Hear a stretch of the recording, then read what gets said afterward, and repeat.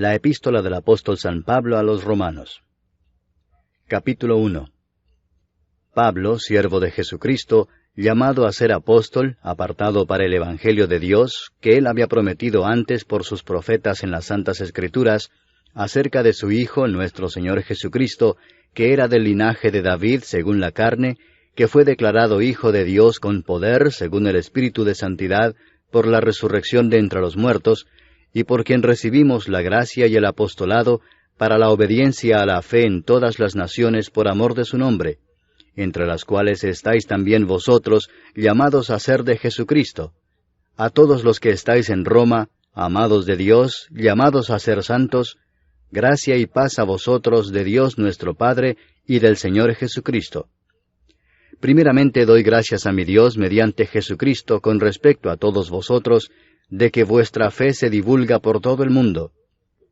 Porque testigo me es Dios, a quien sirvo en mi espíritu en el Evangelio de su Hijo, de que sin cesar hago mención de vosotros siempre en mis oraciones, rogando que de alguna manera tenga al fin, por la voluntad de Dios, un próspero viaje para ir a vosotros, porque deseo veros para comunicaros algún don espiritual, a fin de que seáis confirmados, esto es, para ser mutuamente confortados por la fe que nos es común a vosotros y a mí. Pero no quiero, hermanos, que ignoréis que muchas veces me he propuesto ir a vosotros, pero hasta ahora he sido estorbado, para tener también entre vosotros algún fruto como entre los demás gentiles. A griegos y a no griegos, a sabios y a no sabios soy deudor. Así que, en cuanto a mí, pronto estoy a anunciaros el Evangelio también a vosotros que estáis en Roma. Porque no me avergüenzo del Evangelio, porque es poder de Dios para salvación a todo aquel que cree, al judío primeramente y también al griego. Porque en el Evangelio la justicia de Dios se revela por fe y para fe, como está escrito, mas el justo por la fe vivirá. Porque la ira de Dios se revela desde el cielo contra toda impiedad e injusticia de los hombres que detienen con injusticia la verdad, porque lo que de Dios se conoce les es manifiesto, pues Dios se lo manifestó. Porque las cosas invisibles de Él, su eterno poder y deidad, se hacen claramente visibles desde la creación del mundo, siendo entendidas por medio de las cosas hechas, de modo que no tienen excusa. Pues habiendo conocido a Dios, no le glorificaron como a Dios, ni le dieron gracias, sino que se envanecieron en sus razonamientos, y su necio corazón fue entenebrecido. Profesando ser sabios, se hicieron necios, y cambiaron la gloria del Dios incorruptible en semejanza de imagen de hombre corruptible, de aves, de cuadrúpedos y de reptiles. Por lo cual también Dios los entregó a la inmundicia en las concupiscencias de sus corazones, de modo que deshonraron entre sí sus propios cuerpos, ya que cambiaron la verdad de Dios por la mentira, honrando y dando culto a las criaturas antes que al Creador, el cual es bendito por los siglos. Amén.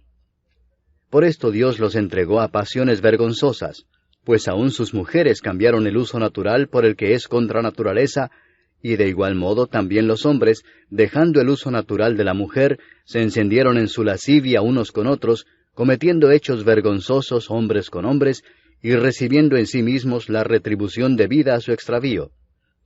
Y como ellos no aprobaron tener en cuenta a Dios, Dios los entregó a una mente reprobada para hacer cosas que no convienen, estando atestados de toda injusticia, fornicación, perversidad, avaricia, maldad, llenos de envidia, homicidios, contiendas, engaños y malignidades, murmuradores, detractores, aborrecedores de Dios, injuriosos, soberbios, altivos, inventores de males, desobedientes a los padres, necios, desleales, sin afecto natural, implacables, sin misericordia, quienes habiendo entendido el juicio de Dios, que los que practican tales cosas son dignos de muerte, no sólo las hacen, sino que también se complacen con los que las practican. Capítulo 2. Por lo cual eres inexcusable, oh hombre, quienquiera que seas tú que juzgas, pues en lo que juzgas a otro, te condenas a ti mismo, porque tú que juzgas haces lo mismo. Mas sabemos que el juicio de Dios contra los que practican tales cosas es según verdad. ¿Y piensas esto, hombre, tú que juzgas a los que tal hacen y haces lo mismo, que tú escaparás del juicio de Dios? ¿O menosprecias las riquezas de su benignidad, paciencia y longanimidad, ignorando que su benignidad te guía al arrepentimiento? Pero por tu dureza y por tu corazón no arrepentido, atesoras para ti mismo ira para el día de la ira y de la revelación del justo juicio de Dios, el cual pagará a cada uno conforme a sus obras, vida eterna a los que, perseverando en bien hacer, buscan gloria y honra e inmortalidad, pero ira y enojo a los que son contenciosos y no obedecen a la verdad, sino que obedecen a la injusticia. Tribulación y angustia sobre todo ser humano que hace lo malo, el judío primeramente y también el griego, pero gloria y honra y paz a todo el que hace lo bueno, al judío primeramente y también al griego, porque no hay acepción de personas para con Dios. Porque todos los que sin ley han pecado, sin ley también perecerán, y todos los que bajo la ley han pecado, por la ley serán juzgados. Porque no son los oidores de la ley los justos ante Dios, sino los hacedores de la ley serán justificados. Porque cuando los gentiles que no tienen ley, hacen por naturaleza lo que es de la ley, éstos, aunque no tengan ley, son ley para sí mismos, mostrando la obra de la ley escrita en sus corazones, dando testimonio su conciencia y acusándoles o defendiéndoles sus razonamientos, en el día en que Dios juzgará por Jesucristo los secretos de los hombres, conforme a mi evangelio. He aquí, tú tienes el sobrenombre de judío, y te apoyas en la ley, y te glorías en Dios, y conoces su voluntad, e instruido por la ley apruebas lo mejor, y confías en que eres guía de los ciegos, luz de los que están en tinieblas, instructor de los indoctos, maestro de niños, que tienes en la ley la forma de la ciencia y de la verdad. Tú, pues, que enseñas a otro, ¿no te enseñas a ti mismo? Tú que predicas que no se ha de hurtar, ¿hurtas? Tú que dices que no se ha de adulterar, ¿adulteras? Tú que abominas de los ídolos, ¿cometes sacrilegio? Tú que te jactas de la ley, ¿con infracción de la ley deshonras a Dios? Porque como está escrito, el nombre de Dios es blasfemado entre los gentiles por causa de vosotros. Pues en verdad la circuncisión aprovecha si guardas la ley, pero si eres transgresor de la ley, tu circuncisión viene a ser incircuncisión. Si pues el incircunciso guardare las ordenanzas de la ley, ¿no será tenida su incircuncisión como circuncisión? Y el que físicamente es incircunciso, pero guarda perfectamente la ley, te condenará a ti que con la letra de la ley y con la circuncisión eres transgresor de la ley. Pues no es judío el que lo es exteriormente, ni es la circuncisión la que se hace exteriormente en la carne, sino que es judío el que lo es en lo interior, y la circuncisión es la del corazón en espíritu, no en letra, la alabanza del cual no viene de los hombres, sino de Dios. Capítulo 3. ¿Qué ventaja tiene pues el judío? ¿O de qué aprovecha la circuncisión? Mucho en todas maneras. Primero, ciertamente, que les ha sido confiada la palabra de Dios. Pues ¿qué si algunos de ellos han sido incrédulos? ¿Su incredulidad habrá hecho nula la fidelidad de Dios? De ninguna manera. Antes bien sea Dios veraz y todo hombre mentiroso, como está escrito, para que seas justificado en tus palabras y venzas cuando fueres juzgado.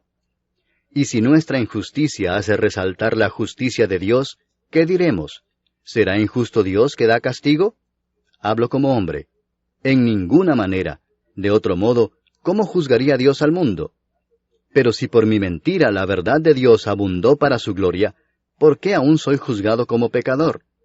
¿Y por qué no decir, como se nos calumnia y como algunos cuya condenación es justa afirman que nosotros decimos, hagamos males para que vengan bienes? ¿Qué pues? ¿Somos nosotros mejores que ellos?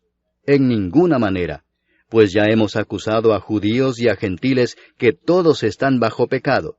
Como está escrito, no hay justo ni aun uno, no hay quien entienda, no hay quien busque a Dios. Todos se desviaron, a una se hicieron inútiles. No hay quien haga lo bueno, no hay ni siquiera uno. Sepulcro abierto es su garganta, con su lengua engañan. Veneno de áspides hay debajo de sus labios, su boca está llena de maldición y de amargura. Sus pies se apresuran para derramar sangre. Quebranto y desventura hay en sus caminos, y no conocieron camino de paz. No hay temor de Dios delante de sus ojos. Pero sabemos que todo lo que la ley dice, lo dice a los que están bajo la ley, para que toda boca se cierre y todo el mundo quede bajo el juicio de Dios, ya que por las obras de la ley ningún ser humano será justificado delante de él, porque por medio de la ley es el conocimiento del pecado.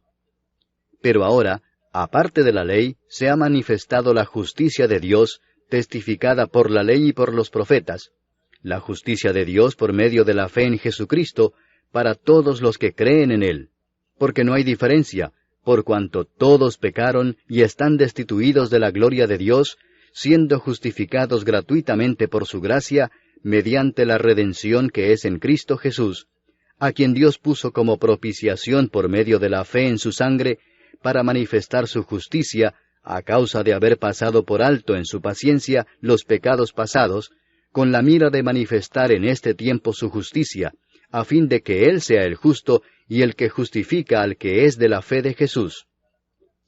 ¿Dónde pues está la jactancia? Queda excluida. ¿Por cuál ley? ¿Por la de las obras? No, sino por la ley de la fe. Concluimos pues que el hombre es justificado por fe sin las obras de la ley. ¿Es Dios solamente Dios de los judíos? ¿No es también Dios de los gentiles?